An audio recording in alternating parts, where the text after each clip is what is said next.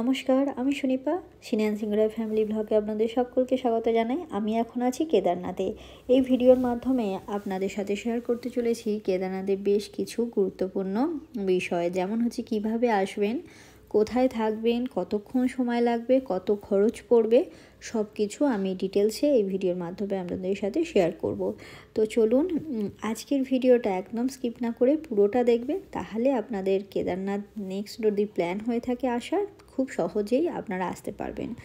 আমরা গৌরীকুণ্ডে এসে পৌঁছেছিলাম আগের দিন রাত 8:30। যারা আমাদের রেগুলার ব্লগ দেখেন তারা জানেন আমরা বদ্রীনাথ ধাম থেকে কেদারনাথের উদ্দেশ্যে গৌরীকুণ্ডে এসে পৌঁছেছি সন্ধেবেলায়। আমরা এই হোটেলে ছিলাম, দেখা যাচ্ছে হোটেল এনকে রেসিডেন্সি। আমরা এখানেই ছিলাম। কালকে রাত্রে একটা রুমে 4 জন, সেখানে বাথরুমে গিজার ছিল। সব মিলিয়ে খরচা পড়েছিল আমাদের 3000 টাকা মতো। এই হোটেলে বেশ পরিষ্কার পরিচ্ছন্ন। আর নিচে এই যে রেস্টুরেন্ট দেখতে পাচ্ছেন, দোকান, এখানে সকালে ব্রেকফাস্ট, আজকে ডিনার, সকল কিছু খাবার আপনারা কিন্তু পেয়ে যাবেন। এখান থেকেই সবাই স্টার্ট করে কেদারনাথ যাত্রা, বলা যেতে পারে এটাই হচ্ছে স্টার্টিং পয়েন্ট। সকল কিছু বুক করতে পারবেন। এখন সময় সকাল 6টা।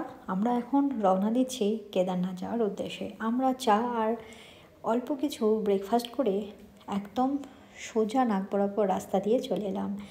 স্টার্টিং পয়েন্ট থেকে ওই 5 মিনিট হাঁটা পথের ডিস্টেন্সেই আপনাদের চোখে পড়বে গৌরীকুণ্ডের গৌরী মায়ের মন্দির। এই হচ্ছে গৌরীকুণ্ডের গৌরী মাতার মন্দির।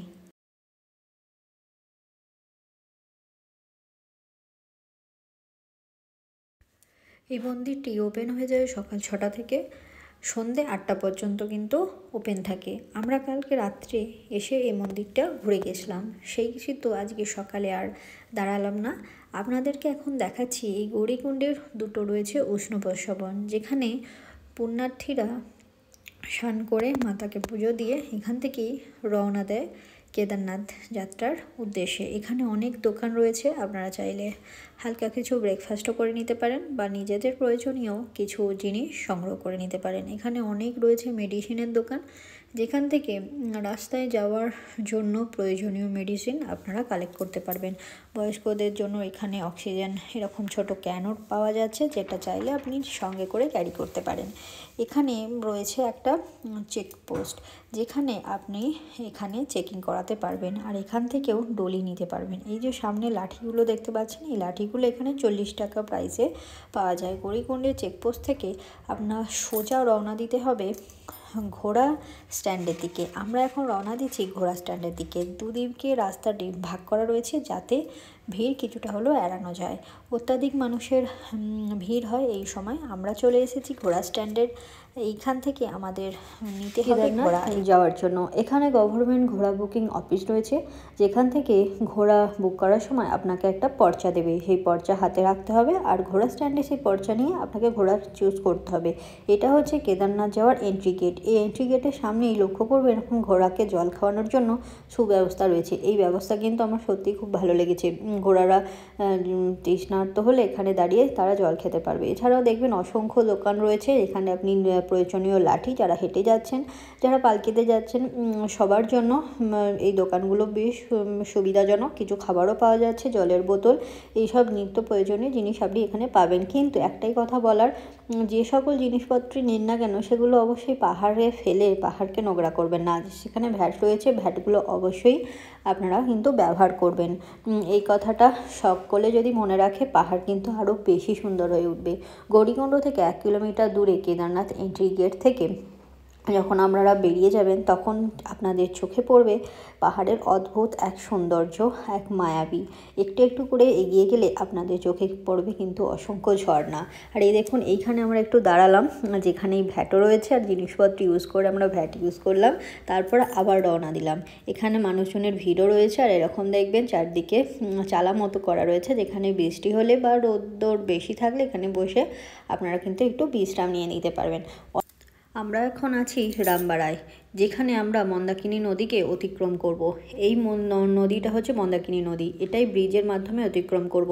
আর সামনেই দেখতে পাচ্ছেন টয়লেটের সুব্যবস্থা রয়েছে। এই কেদারনাথ ট্রেকে আমার বেশ কয়েক জায়গায় টয়লেটের জায়গা দেখলাম খুব পরিষ্কার পরিচ্ছন্ন। এই বেশি দূর না গেলেও আপনাদের মাঝে মাঝে কিন্তু টয়লেট চোখে পড়বে। গৌরীকুণ্ড থেকে 2.5 কিলোমিটার আগেই রয়েছে এমার্জেন্সি হেলিপ্যাড। এটা হচ্ছে এমার্জেন্সি হেলিপ্যাড। এখানে অনেক দোকান রয়েছে যেখানে আমরাও দাঁড়িয়ে কিছু খাবার দাবার খেয়ে নিলাম। তারপর আবার রওনা দিলাম। এই ইমার্জেন্সি হেলিপ্যাড থেকে কেদারনাথের দূরত্ব হচ্ছে 14 কিলোমিটার। এখানে আছে চিরবাসা ভৈরব মন্দির, যেখানে থেকে খাড়া চড়াই কিন্তু শুরু হয়। এখানটা খুব সাবধানে আমাদেরকে নিয়ে উঠছে আমাদের ঘোড়া যারা রয়েছে গাইড, তারা। এখানে অদ্ভুত এক মায়াবী সৌন্দর্য রয়েছে। সামনেই দেখতে পাচ্ছেন সরু এক ঝর্ণা, আর আমরা খুব সাবধানে এগিয়ে চলছি। আর এইখানে ঘোড়া কিন্তু খুব আস্তে আস্তে যাচ্ছে, রাস্তাটা খুবই পিচ্ছল। আর দেখলাম রাস্তা পরিষ্কার করার লোকজন নিয়মিত বেশ ভালো করে পরিষ্কার করে নিয়ে যাচ্ছে। আমি এই ঘোড়ায় ছিলাম। এই ঘোড়ার যে সাফারি ছিলেন তিনি আমাদেরকে খুব সাবধানে নিয়ে গেছেন। এটা আমরা হোটেল থেকে বুক করেছিলাম, পরে জানতে পারলাম গভর্নমেন্ট বুকিং অফিস থেকে করলে আর একটু হয়তো সুবিধা হতো। আপনারা দেখে বুঝতেই পারছেন এখান থেকে শুরু হয়ে গেছে কিন্তু খাড়া চড়াই।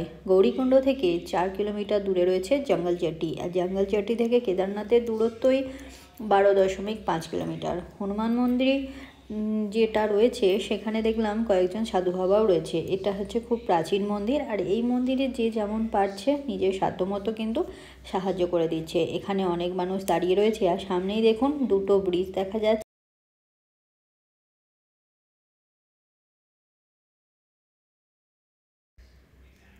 আমরা এখন আছি রামবাড়াতে, যেখান থেকে আপনারা লক্ষ্য করলে দেখতে পাবেন দুটো ব্রিজ রয়েছে। আর এখানে রয়েছে ভয়ঙ্কর সেই জলোচ্ছ্বাস, যেটা 2013 সালে তার ধ্বংসলীলায় কিন্তু শেষ করে দিয়েছিল এই ব্রিজটা। 2013 সালে এই দুটো ব্রিজ বানানো হয়েছিল, যেই দুটো ব্রিজ, একটা যারা ঘোড়া নিয়ে যাচ্ছে তাদের জন্য, আর একটা ব্রিজ রয়েছে যারা হেঁটে যাচ্ছে। এখানেই এটা হচ্ছে ছোট নীলচলি, যেটা অতিক্রম করলে আপনারা দেখতে পাবেন একটা ভান্ডারা রয়েছে। এখানে কিন্তু 24 ঘন্টা আপনাদের ফ্রিতে খাবার দাবার খাওয়ানো হচ্ছে, যেখানে ভাত, ডাল, সুজি, হালুয়া, রুটি দেয়া হয়েছে। এখানে আমাদের সঙ্গীরা খাওয়া দাওয়া করেছিল, তারপর রওনা দিয়েছিল কেদারনাথের উদ্দেশ্যে। এখানেও কিন্তু জিএনভিএন থেকে একটা ঘোড়া বুকিংয়ের অফিস রয়েছে, যেখান থেকে আপনারা চাইলে এই ছোট নীলচলি থেকে কেদারনাথ যাওয়ার জন্য ঘোড়া কিন্তু নিতে পারবেন। তার জন্য প্রাইস পড়বে হচ্ছে 1700 টাকা করে। তো এখানেও আমরা কিছুক্ষণ দাঁড়ালাম। আমরা ছোট নীলচলিতে কিছুক্ষণ অপেক্ষা করলাম। এখানে আমাদের ঘোড়াকে গুড় আর ছোলা খাওয়ানো হলো। তারপর কিছুক্ষণ যাত্রা করার পরই এখানে এসে উপস্থিত হলাম। চোখের সামনেই দেখতে পাচ্ছেন সাদা ঝকঝকে হিমালয় পর্বত। এখানে আসতেই সব মানুষই একটা ভেতর থেকে একটা আলাদাই অনুভূতি আমাদের সকলের হয়েছিল। তারপরে এখানে আমরা ঘোড়া স্ট্যান্ডে ঘোড়াকে ছাড়লাম। তারপরে পায়ে হেঁটে 1 কিলোমিটার মতো পায়ে হেঁটে আমরা এসে পৌঁছে গেছি কিন্তু কেদারনাথ মন্দিরের একদম সামনের হোটেলেই আমরা রয়েছি। এই হোটেলের বৃত্তান্ত আমি নেক্সট ভিডিওয়ে সব কিছু শেয়ার করব।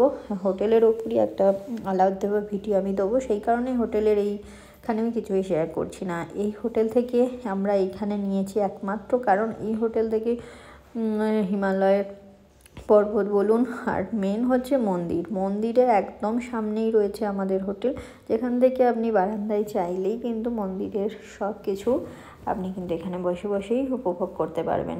আমরা কিছুক্ষণ এখানে অপেক্ষা করছি, আমাদের যাবতীয় ডকুমেন্টস জমা দেওয়া হচ্ছে, আর আমি দু চোখ ভরে কিন্তু মন্দিরকে দেখছি। এখানে আসার পর আমি কোনো কথা আমার মুখ দিয়ে বেরোয়নি।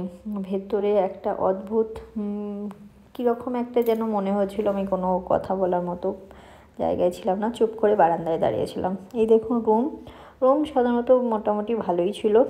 নেক্সট ভিডিও আমি সব কিছু এইখানে আলোচনা করব, এখন আমি কিছুই আলোচনা করছি না। এখানে এনাদের ক্লিনিং চলছে, এরপরে আমরা যাব। মন্দিরের সামনে এরকম দেখুন অসংখ্য দোকান রয়েছে, যেখানে পুজো দেওয়ার সকল সামগ্রী আপনারা কিন্তু পেয়ে যাবেন। তো চলুন এখন আমি নিচে যাই, নিচে কিছু জায়গা আমি ঘুরে দেখি। এই দেখুন এটা হচ্ছে ব্রহ্মকমল, এটা একমাত্র এইখানেই কেদারনাথই কিন্তু এইখানেই পাওয়া যাবে। তো আমি কিছুক্ষণ ধরে হেঁটে চারদিকটা ঘুরে দেখলাম। এখানে দেখলাম অনেকগুলোই খাবারের স্টল রয়েছে, তার মধ্যে দুটো দোকান ভীষণ ফেমাস, যেখানে সবজি, নান, রুটি সব কিছু খেতে বেশ সুস্বাদু। এখন সময় ভোর 4টে। আমাদের এখন পুজো দেওয়ার টিকিট নেওয়া হয়েছে। কালকে যখন বেরিয়েছিলাম টিকিট নিয়েছিলাম, সেই সকল ভিডিও আর করা হয়নি। এখন চারদিক একদম মেঘে ঢাকা। তো আমরা এখন পুজো দিতে। আমাদের ব্রাহ্মণজিকে ফোন করা হচ্ছে। আমরা একজন এখানে পুরোহিতজির নাম্বার নিয়েছিলাম, যিনি আমাদেরকে সুন্দরভাবে নিয়েছে শিব ঠাকুরের মহা অভিষেক করাবেন। এখন এত ভোরবেলা, কিন্তু মানুষের ভিড় কিন্তু উপচে পড়ছে। এখন ওই 4:15 মতো বাজবে, একদম ঘুটঘুটে অন্ধকার, আর টেম্পারেচার বলা যায় প্রায় এখন যাচ্ছে 5 ডিগ্রি। ঠান্ডায় কনকনে জমে যাচ্ছি আমরা। তো চলুন এখন ভেতরে যাওয়া যাক, ঠাকুরকে পুজো দিয়ে আসা। ফিল করতে পারবেন যে এখানে মহাদেব স্বয়ং বিরাজমান। আমার পুরো গায়ে কাঁটা দিচ্ছে যখন আমি শিলামূর্তিটাকে স্পর্শ করছিলাম। ভেতরে পুরো শিলামূর্তিটা সোনার, না দেখলে বিশ্বাস করতে পারবেন না কতটাই এনার্জি রয়েছে ওই গর্ভগৃহের মধ্যে। আমরা আজকেই ফিরে যাব, তো সেই জন্য ওপরে এলাম ভীমশিলাকে দর্শন করতে। আরও অনেক জায়গা ছিল যেগুলো আমাদের দর্শন করা ইচ্ছে ছিল, কিন্তু হয়নি, কারণ ওয়েদার খুব খারাপ। এখন জুলাই মাস, তার অত্যাধিক বৃষ্টি হচ্ছে, জলের স্রোতও বাড়ছে। তো সেই জন্য আমরা এখন রওনা দিচ্ছি নিচের ঘোড়া স্ট্যান্ড থেকে। আমরা ঘোড়া নিয়ে আস্তে আস্তে ফেরার পথে রওনা দিলাম। এই ভিডিওটা যদি আপনাদের ভালো লেগে থাকে অবশ্যই লাইক করবেন, কমেন্ট করবেন, সাবস্ক্রাইব করবেন। আশা করি আপনাদের অনেক কোশ্চেনের এই ভিডিওর মাধ্যমে অ্যান্সার দিতে পারলাম।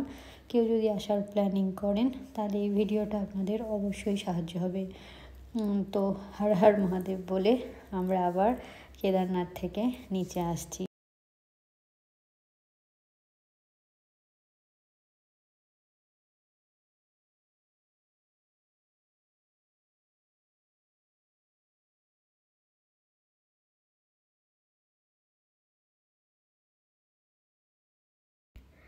কেদারনাথ ভিডিও আপনাদের কেমন লাগলো অবশ্যই কমেন্ট করে জানাবেন। আর নেক্সট আমরা কোথায় যাচ্ছি সেটা জানতে হলে নেক্সট ভিডিওটা অবশ্যই দেখতে হবে। তো সকলে ভালো থাকবেন, সুস্থ থাকবেন। হর হর মহাদেব।